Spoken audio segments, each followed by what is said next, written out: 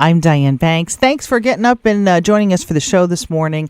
So my special guest this morning is Nancy Leschina. And before I introduce you to her, I want to read a nice note that I got from her friend Linda Montano. Oh, I was doing so good with Nancy Leschina's name, and then I go and mess up Linda's name. All right. Well, anyway, she wrote me a nice note about Nancy, and here it is. My friend Nancy devotes all of her free time to the care of homeless and abused animals. She's at the shelter on weekends. She collects blankets and supplies needed to take care of the 300-plus dogs plus cats and other assorted animals at the Animal Welfare League. She walks dozens of dogs, cares for them, gives them love and affection, and becomes a mentor to have them adopted. She goes on location for adoption events and takes a personal interest in adoptees and their new families. She's tireless and selfless, and all the animals are so lucky to have her in their lives. I can't say enough about her efforts. She's a beautiful human being. What a lovely note, and welcome, Nancy Leschina. Hello. How are you? I'm doing pretty good. I was just shocked to hear of the nomination from my girlfriend Linda, because she is just the best in the world also. Well, I got to say, it was funny when I first sent you the welcome, and then you said you were shocked, and then Linda emails me, no, she'll be fine. She just didn't know about it, and so in getting her note too, yeah, I have to say Linda would be wonderful on the show with you, because we'll have to do one with her too. I think so. So tell us a little bit about that, Nancy, like your friendship, how you guys met, and what Linda does too. You know what? I've known Linda for a million years, it seems like. She actually went out with my brother. She just has a heart of gold. And we've just always stayed in touch. We don't see each other all the time, but now she has a daughter and who's already in third grade, which is incredible. But we just... I don't know, like we're going to do one of the adoptions. They're having a big adoption from Animal Welfare the weekend of September 11th and 12th.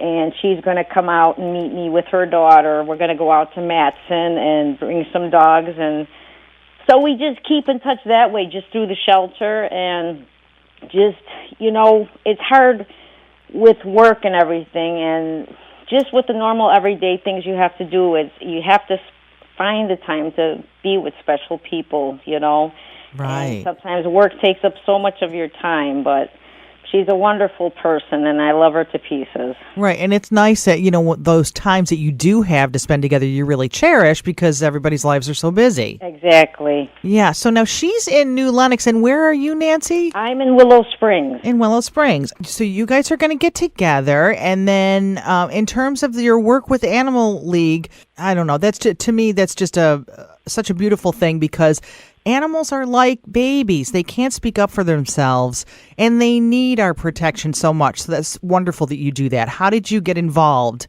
with animals in general and the Animal Welfare League? You know what? I've always loved animals, and a few years ago, I had I lost my father, and actually I had 3 losses within 2 months. Oh my gosh. And at that time, I just... with my pop gone, I felt so empty, like something was missing because I used to, try to care for him and stuff, Sure. And so when I lost him, I just had this emptiness in me, so I'm going, I went to this orientation at Animal Welfare League, and it was funny because I went there, and afterwards you could look around at the animals, and in this one room there's 72 animals alone, the bigger dogs. And so on the way home, I cried all the way home, and just thinking how many animals need homes and just need care. And like you said, they don't have a voice, they can't take care of themselves, And so, but that's how I got started in it. And then once the second day I went, I felt good because I was actually helping them, just getting them out for a walk, getting them outside for a while, just petting them, just loving them. And I just felt so good about myself then, and I just felt my heart healing, and I just felt good, and it makes, sometimes I'll go in that room, and now the dogs, since I go there on my days off from work, they recognize you. They're like, there's that lady with the leash, she's going to take us for a walk, And I had this one, he was a big American bulldog, all white, but I swear to God, it was like, he looked like when he seen me, he would smile, Aww. And it makes you feel good inside, They do more for me, sometimes they return their love, the unconditional love thing. It's just a wonderful thing, That is so true. You do feel like they give you more, but it's a beautiful co-relationship. Yes. Now, do you have pets at home too, Nancy, or did you? Yes, I have actually three big dogs. I have a lab mix. Her name is Midnight. And then I have a blue tick coonhound mix. His name's Dakota. And then my last one I had gotten, his name is Luke. He's a Rottweiler mix. I got him from the shelter. It's hard sometimes because you want to take them all home from the shelter, but I know. Unfortunately, 3 is my limit right now. And they're being very good babies because I don't hear them at all. I'm like, I keep crossing my fingers. Don't bark, don't bark. I've had many a barking dog on the show. We love it. Okay. Okay, so you've been with the Welfare League for a while, and obviously you're a wonderful presence for them. You come in and you give them walks and lots of love and attention. Want to hear too about how you're mentoring like some of the folks that are adopting, so that getting them acquainted with their families and staying in touch. How does that work? What we do, like we had one, that American Bulldog I was talking about. The people came in to look at it, and they really loved it. And then the next day, they came in because they had 2 small kids. So they came in again, and we brought the dog outside, and it seemed to go fine. And then it was funny because then the lady had come in the next day just with the dog, just to get it checked out by the vet. And she seen me behind the counter, and she's going, this is like the best dog ever, And she goes, it gets along with the kids fine. It sleeps in our room and everything else, And she was just so excited, And but we try to keep, track of, just helping, or continuing with the dogs and stuff. But it's hard because we have so many new ones coming in. So it's just right. So you try to touch base with them and see how they're doing and that kind of thing. Exactly. Yeah. And like I have a couple in right in Willow Springs. It was funny that they came in and they adopted. So I see the dog the dogs quite often around town. That the people have adopted and stuff. There's one of your pups. I heard him. Yeah, of course. So is there about 300 there right now? You know what? I'm not even sure of the exact amount, but there's a ton of dogs there. Wow. And see, what we have to do, we have like an area for stray dogs, which we have to hold for a while in case somebody will claim them. Then we have another area that the dogs are under observation to make sure that they're available, that they'll be good for adoption. Because sometimes you may have a dog that comes in, that just wouldn't, that has been trained to fight or something like that, Right. That wouldn't be available for adoption and stuff. I mean, we have so many different animals come in, but yeah, there is just a million dogs. And then we also have, during the certain seasons, we'll have a million kittens that come in because, we really try to push the spay and neutering. They have to be, if you adopt from us, be spayed or neutered. Good, yeah. And it's just all these ones that people don't do that. Then we have all these unwanted puppies or kittens, and, it's just overpopulation, and we have so many right now, and it's just a sad situation, Right, which you actually brought me to the question about, because I know obviously sometimes it is irresponsibility on the part of people not to, but it's also the economy.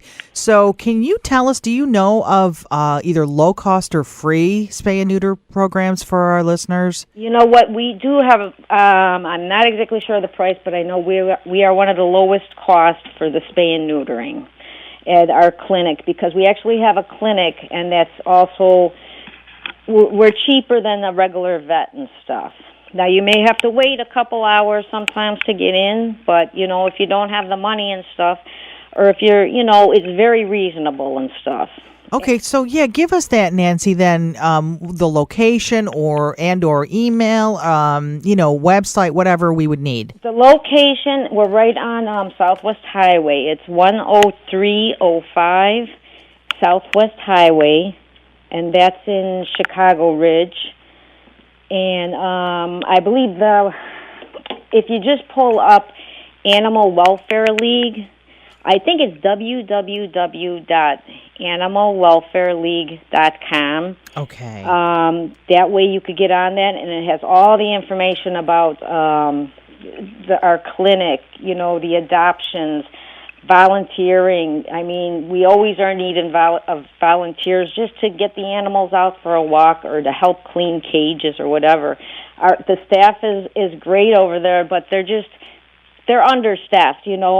It's we're not federally funded or anything, so we really do rely a lot on just people donating and stuff like that. Or just like I said, if you can't donate, money, just your time and stuff, because I'll tell you, I just know from my own heart that just, it's just a wonderful feeling, and the animals appreciate your time, Right. Any effort that you can give, whether it's volunteering or making a donation. Exactly. It would be great, Right. And you know what, while we're talking here, I am typing in the web address. I'll put this on our website too with the podcast of our interview, Nancy, in case anybody missed anything today. Okay. But I did just pull it up. Oh, you've got cute puppies on the homepage.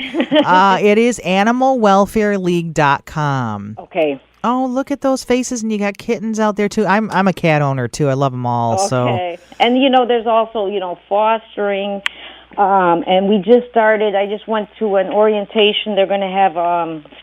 They've always had the pet animal assisted therapy, but everything's been so busy they haven't really followed through too much with that. But I guess a lot of the nursing homes would like that. So we do have a new program with the animal assisted therapy that you could bring your dog or maybe a puppy or something from the shelter to one of these facilities, and I've done that in the past, and it's wonderful for the older, the elderly.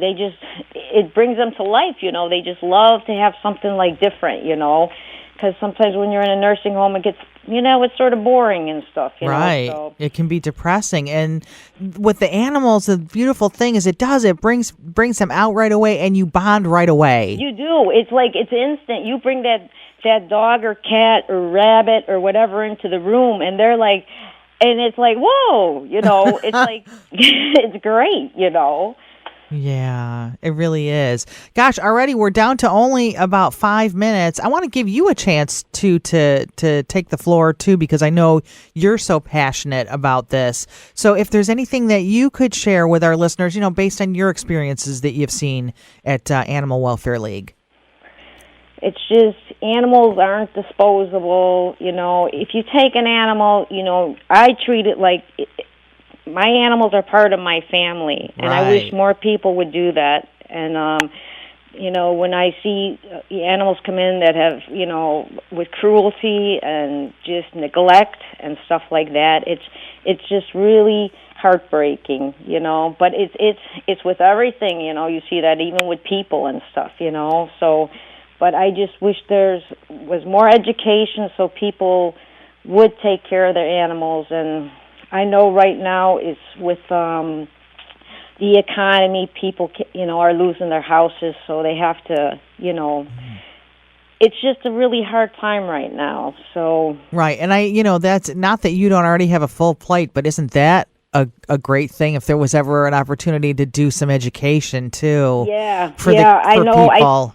There's so much that needs to be done yet, But Animal Welfare League or any of the shelters, they're trying. They're really trying, but they just need other people to help too, like you said, with donations or with volunteering, whatever anyone can do. And I'm telling you, it'll make you feel so much.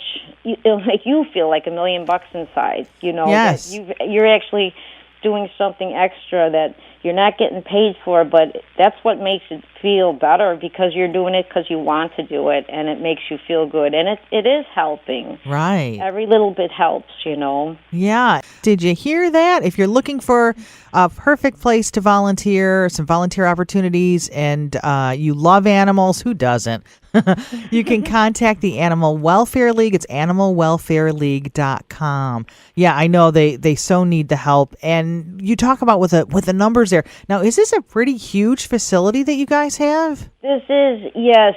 I know they have one in Chicago too, but this is a very massive facility. And like I said, when we just have animals coming in all the time, you know, and but it's big. It's probably about the size of a block, you know. Wow. And we do have some dog runs in the back, you know, so that's where you could exercise the animals. And, you know, I mean, there's a lot going on there. And like with the clinic and everything, there's just a lot going on there. But the people there's so many of the workers and the volunteers, I mean, they put their whole heart into it. We had this one, real quick, this one veterinarian there, and this one dog came in. Her name was Shiva, and half of her face was like eaten off. Oh my gosh. From neglect. So the vets were trying to work on her.